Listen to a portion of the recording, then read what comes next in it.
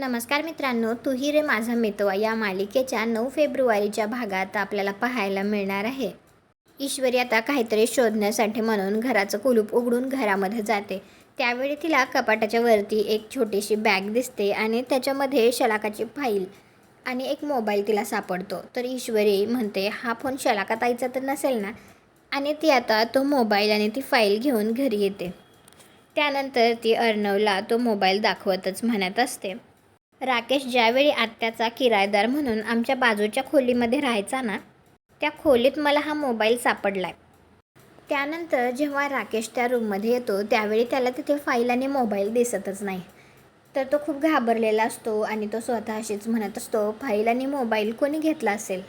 तुम्हाला हा भाग कसा वाटला ते कॉमेंट करून नक्की सांगा.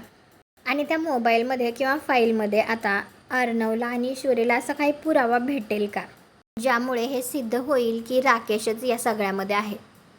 व्हिडिओला लाईक करा, आपल्या मराठी मालिका चॅनलला सबस्क्राईब करा. भेटू पुढील भागात.